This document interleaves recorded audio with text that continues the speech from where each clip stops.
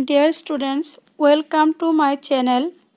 आज हम लोग डिस्कस करेंगे एमआईएल हिंदी का चैप्टर नंबर 13 वन भ्रमण नामक यात्रा वृत्तांत।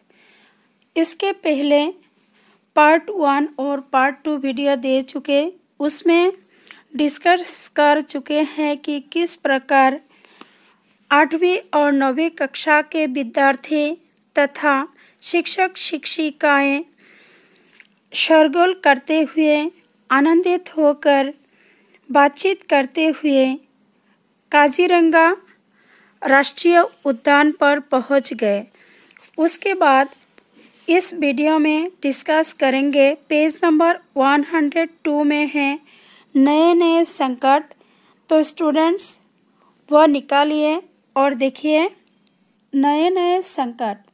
काजीरंगा पहुंचने के बाद छात्रों छात्राओं को बहुत सुरम्य स्थान पर ठहराया गया। स्टूडेंट्स, सुरम्य स्थान मीन्स बहुत सुंदर स्थान। सुंदर सुंदर कमरे और कुछ ऊंचे ऊंचे मचान घर देखकर पंखुरी और पवन की खुशी का ठिकाना न रहा। तो पंखुरी और पवन की खुशी का ठिकाना क्यों नहीं रहा? सुंदर सुंदर कमरे और ऊंचे ऊंचे मचान घर देखकर शिक्षक और शिक्षिकाओं ने लड़के लड़कियों के लिए अलग अलग कमरे दिखाते हुए कहा, तुम लोगों में से प्रत्येक विद्यार्थी के लिए बिस्तर की व्यवस्था है, परंतु बिस्तर और मच्छरदानी लगाने का काम स्वयं करना होगा। शिक्षक और शिक्षिकाओं ने क्या क्या लड़के और लड़कियों को अलग अलग कमरे दिखाते हुए कहा कि प्रत्येक विद्यार्थी के लिए अलग अलग बिस्तर की व्यवस्था है, लेकिन बिस्तर और मच्छरदानी लगाने का काम खुद करना होगा। सबको अपनी अपनी चीज़ें साफ सुथरे ढंग से और सजा कर रखनी होगी।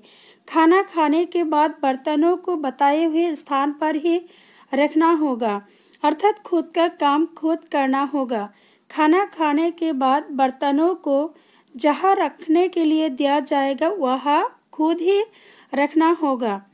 ऐसी बातें सुनकर पवन पंखुरी के नज़दीक आकर कहने लगा, यह क्या मुसीबत है, मुझे यहाँ आना ही नहीं चाहिए था।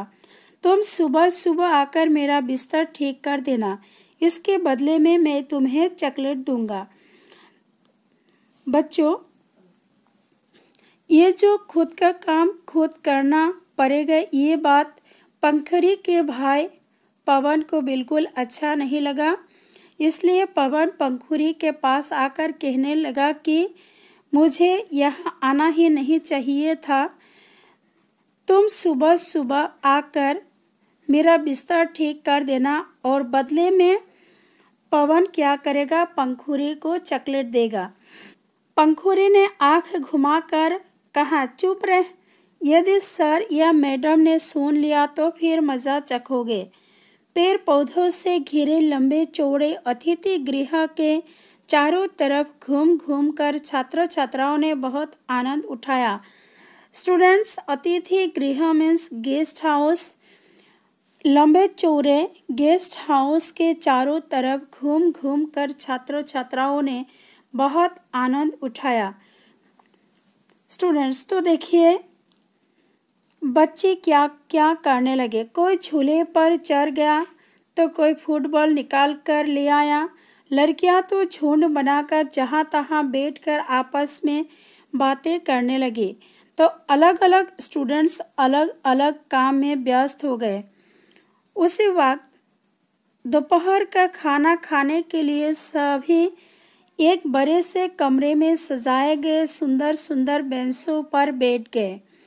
तो खाने का जो कमरा है वहाँ बेंच से सजे हुए थे। सब लोग खाना खाने के लिए बेंच पर बैठ गए। अचानक पंखुरी ने दीवार पर लिखी बातों की ओर इशारा किया। अंग्रेजी में लिखा था सेल्फ सर्विस। सेल्फ सर्विस अर्थात सबको खुद का काम खुद करना होगा, अर्थात सबको अपना भोजन खुद लेकर आना होगा तथा खाने के बाद बर्तनों को यथास्थान रखना होगा। यथास्थान मतलब प्रॉपर प्लेस। तो सेल्फ सर्विस मतलब क्या है? सबको अपना भोजन खुद लेकर आना होगा और खाने के बाद बर्तन सही जगह पर रखना होगा। इसी बीच एक शिक्षिका ने आकर कहा, बैठे रहने से खाना नहीं मिलेगा। तुम लोग क्या क्या खाओगे सब मैंने कह दिया है, जाओ और खाना लेकर आओ। तो एक शिक्षिका आकर सबको सूचित किया कि बैठे रहने से खाना नहीं मिलेगा, तुम लोग अपना अपना खाना खुद लेकर आओ। पंखुरी बोली, मैडम मैं दीवार पर लिखे निर्देशों के बारे में सबको बता चुकी हूँ, फिर भी कुछ विद्यार्थी अभी भी यह समझ नहीं रहे हैं कि सेल्फ सर्विस क्या होती है। हमारे विद्यालय ने पैसे दिए हैं, हमने भी पैसे दिए हैं, तो हमें यहाँ आकर अपना काम खुद क्यों करना पड़ रहा है? पवन ने मुंह फुलाकर पंखुरी से कहा, मैं यहाँ नहीं आता तो सुबह देर से सोता रहता, शाम को फुटबॉल खेलता। यहाँ आने के लिए जितने पैसे दिए हैं उतने में अपने लिए कुछ अच्छा सामान खरीद लेता। पवन को बिल्कुल अच्छा नहीं लगेगा क्योंकि उसको काम करना नहीं आता है, तो इसलिए कहा कि अगर घर में रहता तो सुबह देर तक सोता रहता, शाम को फुटबॉल खेलता और यहाँ आने के लिए जितने पैसे दिए हैं उतने पैसे से अच्छा अच्छा सामान खरीद लेता। उधर लड़के लड़कियां भाग दौड़ एवं धक्का मुक्की करते हुए खाने की मेज पर टूट पड़े।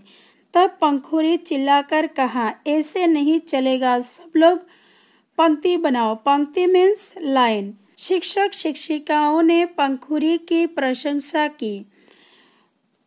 प्रशंसा क्यों की स्टूडेंट्स? क्योंकि पंखुरी हमेशा हर जगह अलर्ट रहती हैं और हर काम में विद्यार्थियों को रास्ता दिखाती हैं, सही परामर्श देती हैं।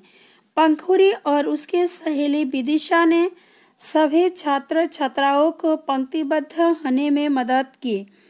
अर्पण और सुकुमार भी इस काम में सहायता करने के लिए आगे आए। प्रत्येक विद्यार्थी ने हाथ बढ़ाकर खाने की थाली ले ली। परोसने वालों ने सबको थाली में भोजन परोस दिया। अब देखिए क्या क्या दिया, चावल, दाल, भाजी, सलाद और तली हुई मछली। तली हुई मछली मीन्स फ्राई फिश। तो स्टूडेंट्स को ये सब परोसने वाला खाने के लिए दिया। मछली नहीं खाने वालों के लिए पनीर की सब्जी बनाई गई थी। बाद में बहुत से छात्र छात्राओं ने खाना खाने के बाद अपनी अपनी थाली सुरक्षित स्थान पर नहीं रखी। पहले बोलने के बाद भी कुछ बच्चे अपनी अपनी थाली ठीक जगह पर नहीं रखी। जिन छात्रों ने सुंदर ढंग से तथा व्यवस्थित रूप से खाना खाया, शिक्षक शिक्षिकाओं ने उनकी प्रशंसा की। भोजन करने के बाद शिक्षकों ने विद्यार्थियों को थोड़ा आराम करने की अनुमति दी। उसके बाद सबको घुमाने ले जाने की योजना थी। भोजन करने के बाद शिक्षकों ने विद्यार्थियों को क्या करने के लिए दिया? थोड़ा आराम करने के लिए दिया और उसके बाद कहीं घुमाने के लिए लेके जाएंगे। दोपहर के भोजन के बाद सभी विद्यार्थी अपने अपने बिछावन पर सो गए। कुछ देर बाद पवन, आफ्ताब और सौरभ आपस में धीरे धीरे बातें करने लगे। पवन बोला, इस तरह सोते रहने से तो अच्छा है कि हम लोग थोड़ा बाहर से घूम के आए।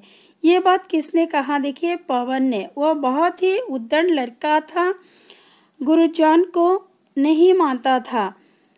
किसे पता चलेगा? दूसरों के देखने से पहले ही हम लोग वन्य जीवों को देख ले, तब सबसे पहले वन्य जीव देखने की कहानी सबको हम सुना पाएंगे। स्टूडेंट्स, जब वन भ्रमण के लिए जाते हैं तो हर जगह अकेला जाना या तो 3-4 जन एक साथ होकर जाना भी उचित नहीं है, क्योंकि वन्य जीव कभी कभी आक्रामक बन जाता है, तो इसलिए सावधानी से काम लेना चाहिए। उन लोगों ने जैसा कहा वैसा ही किया, अर्थात पवन, आफ्ताब और सौरभ ने जैसा बात किया ठीक वैसा काम किया। वे तीनों चुपचाप बरामदे से नीचे उतरे और जंगल की ओर चले गए। 2 बड़े बड़े कमरों में छात्रों छात्राओं को अलग अलग रखा गया था। उनमें से कुछ विद्यार्थी लूडो खेलने लगे, कुछ सो गए। कुछ विद्यार्थी कागज और रंग लेकर चित्र बनाने लगे। पवन, सौरभ और आफ्ताब ने इसी सुनहरे अवसर का लाभ उठाया। किसी ने भी उनकी ओर ध्यान नहीं दिया। पवन एक बड़े कमरे के पीछे चला गया। पिछवाड़े के बगीचे में आम, जामुन आदि फलों के वृक्ष है। उसने देखा कि पीछे की तरफ एक बड़ा सा लोहे का दरवाजा है। पीछे क्या है? बड़े लोहे का गेट है। दरवाजे में जंजीर लगी हुई है। जंजीर मीन्स आयरन का चेन।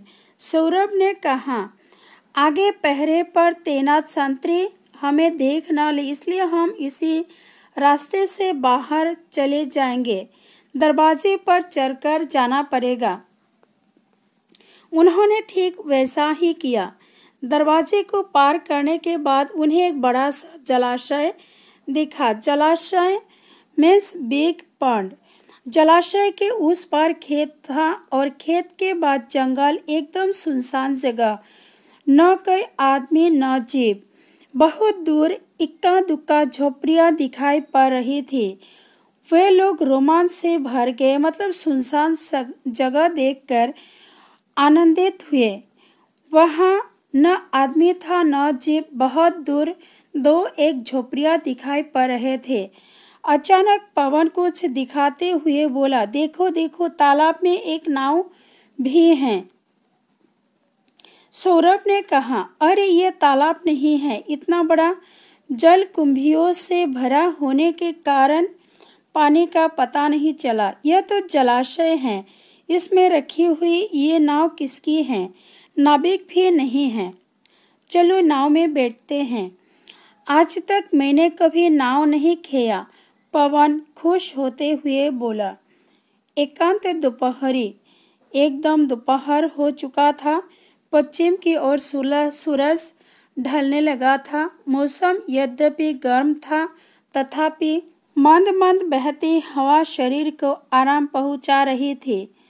मतलब गर्मी था, लेकिन धीमी हवा बहने के कारण शरीर को अच्छा ही लग रहा था। वे तीनों जलाशय के किनारे पहुंचकर नाव पर चढ़ गए। नाव डोलने लगी। नाव एक रस्सी के सहारे एक खूंटे से बंधी थी।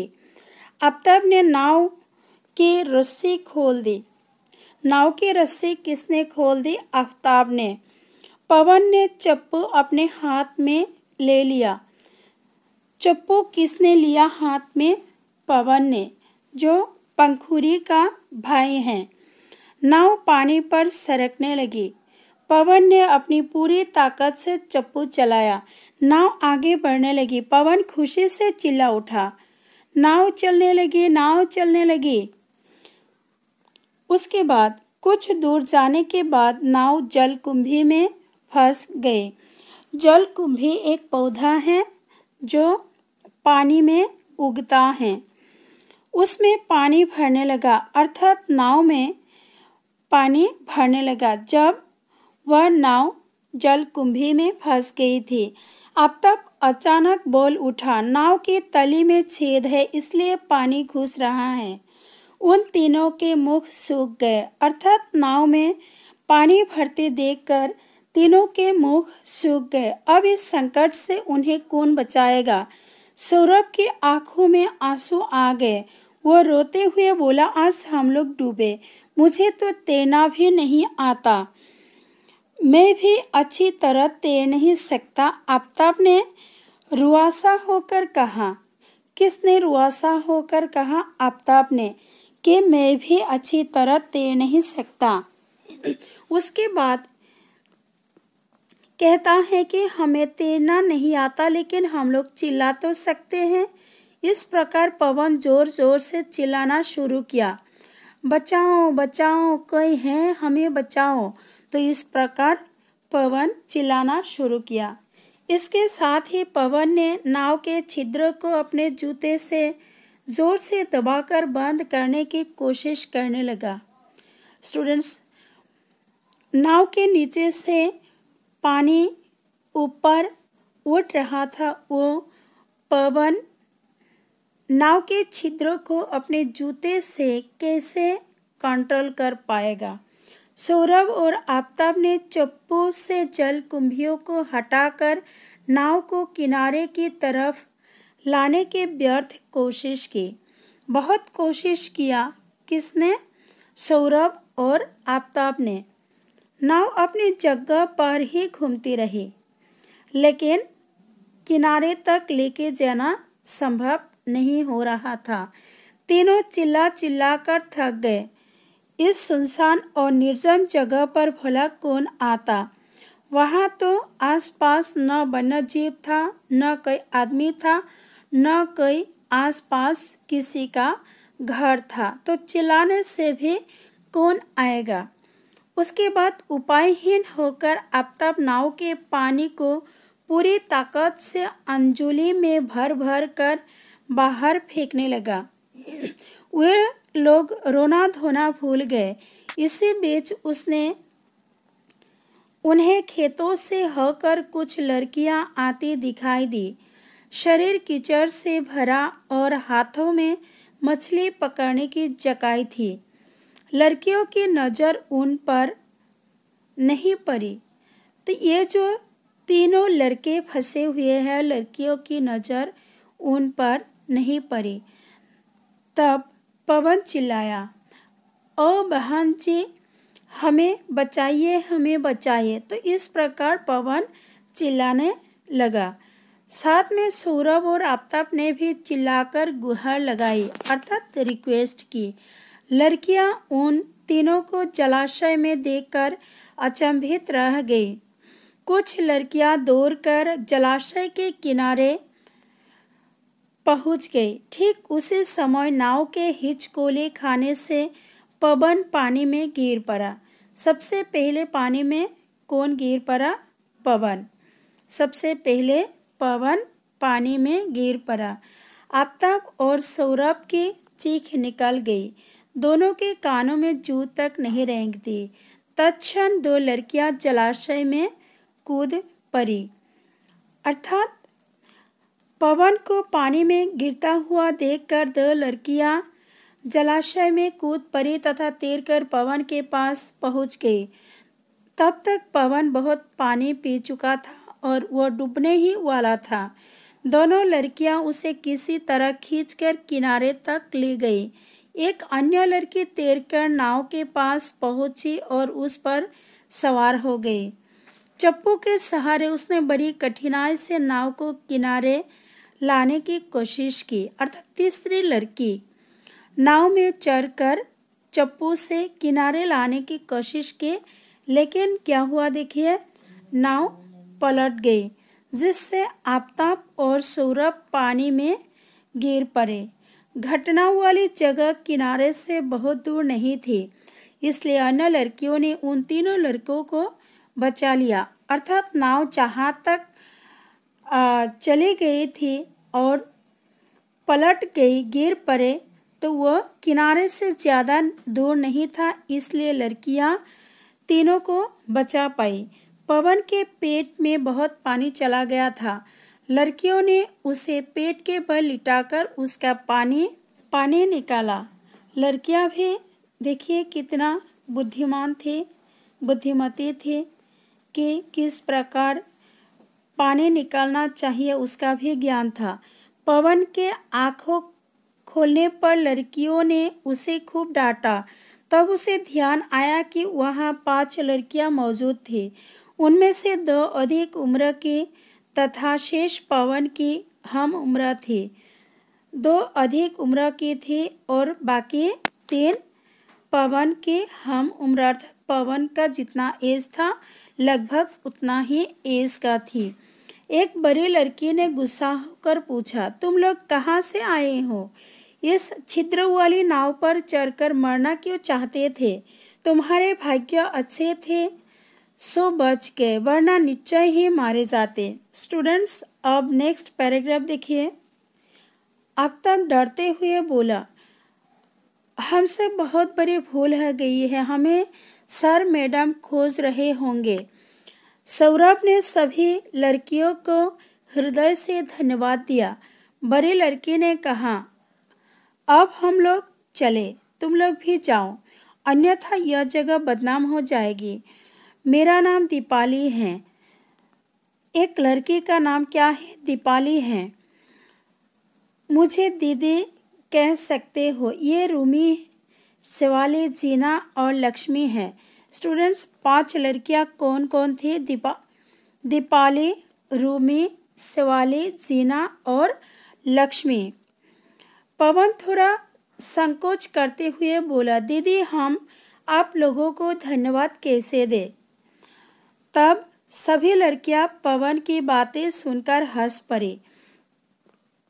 उसके बाद जीना बोली। जीना क्या बोली? चलो हम तुम्हें आगे छोड़ दे। पवन ने कहा, ठीक है, हम लोग चले जाएंगे। सभी लड़कियां वहां से चली गई, परंतु जाती जाती एक बात बता गई, सावधानी से जाना और हाँ, आगे से जो काम न आता हो उसमें हाथ मत डालना।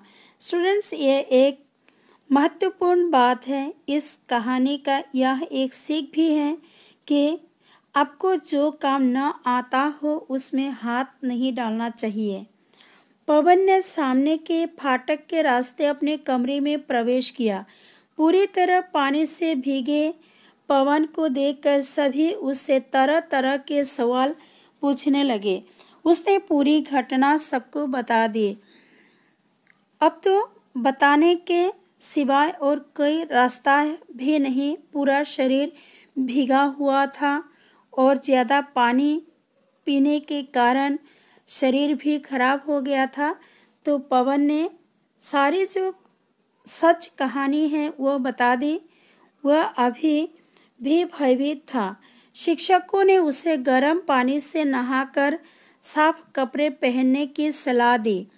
तीनों को एक एक गिलास गर्म दूध पीने के लिए दिया गया। तो बदमाशी करने के बाद भी शिक्षकों ने इतना अच्छा व्यवहार किया, ये सलाह दिया कि गर्म पानी से नहाओ और साफ कपड़े पहने और एक एक गिलास गर्म दूध पीने के लिए दिया। गुरुजनों के अच्छे व्यवहार पर पवन को बड़ा आश्चर्य हुआ। इसी बीच गणित के शिक्षक ने कहा, सभी विद्यार्थी भ्रमण पर जाने के लिए तैयार हो जाए।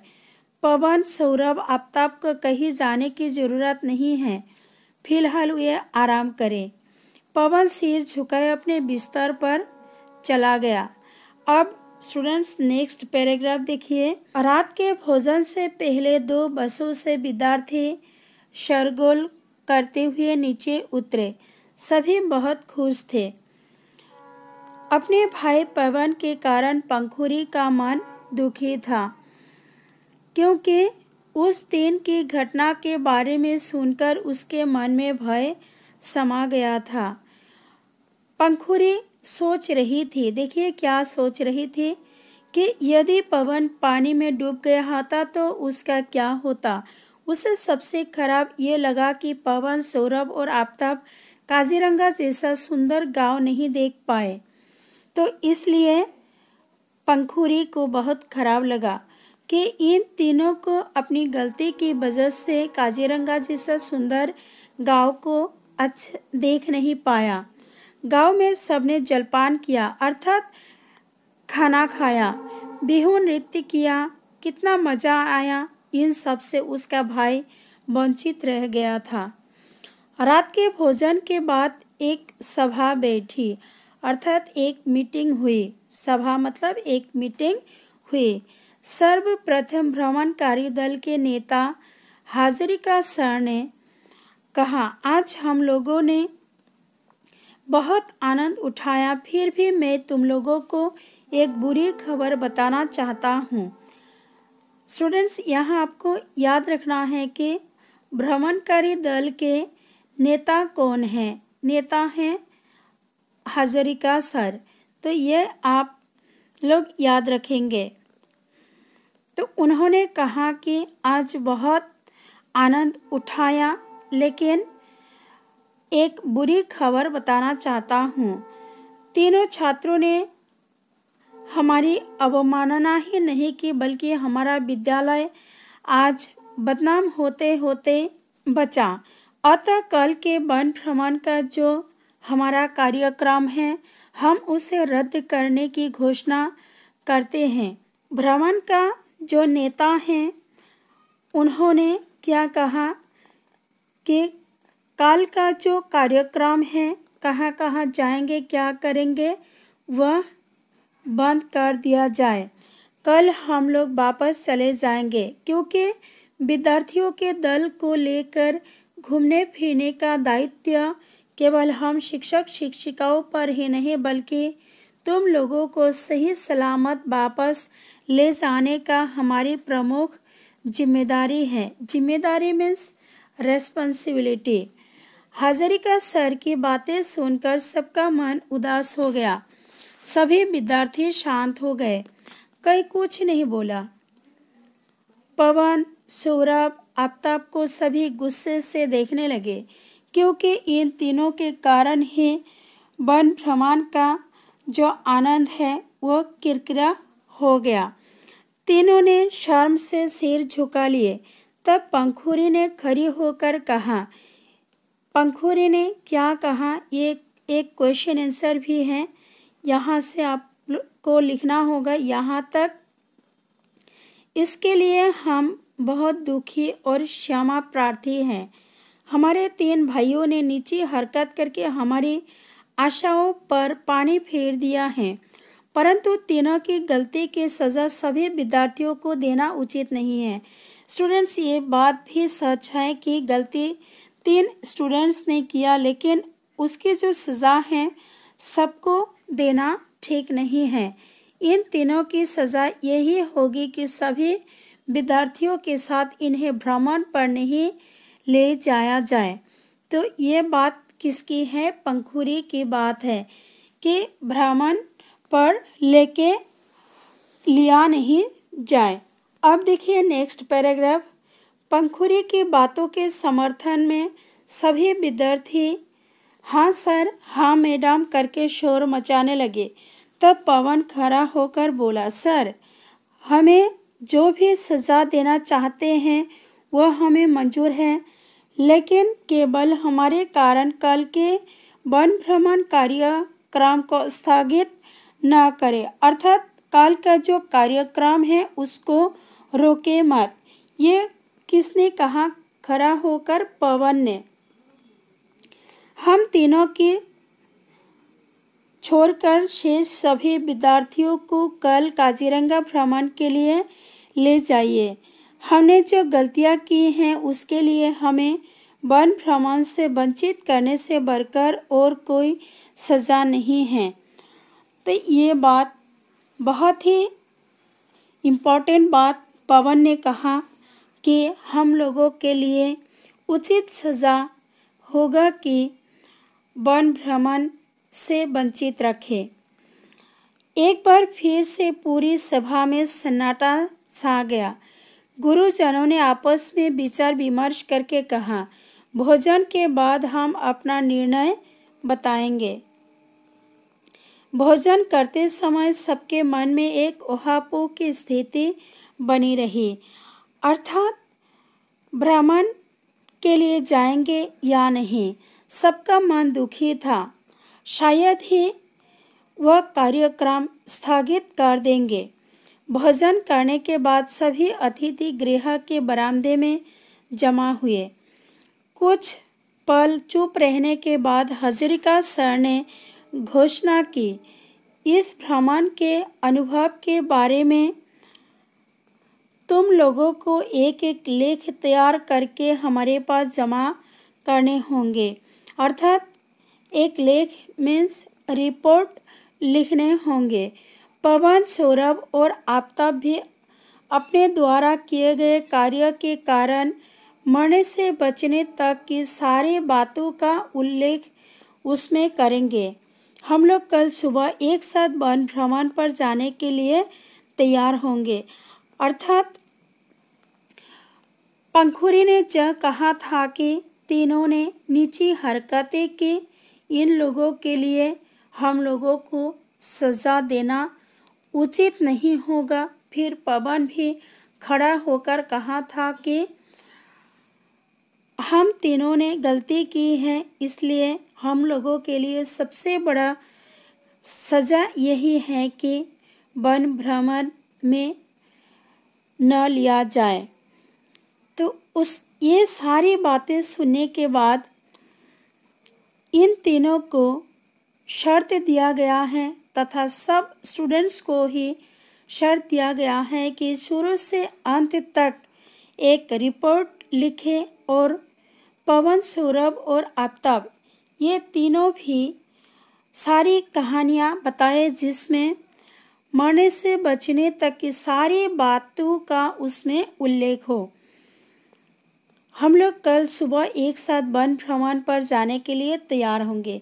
इस घोषणा से सभी विद्यार्थी खुशी के मारे उछल पड़े। सबने तालियां बजाकर हाजरिका सर की बातों का स्वागत किया मीन्स वेलकम किया, सपोर्ट किया। पवन ने कहा, लेख में हम लोग सभी बातों का उल्लेख करेंगे और जीवन में ऐसी गलती नहीं करेंगे।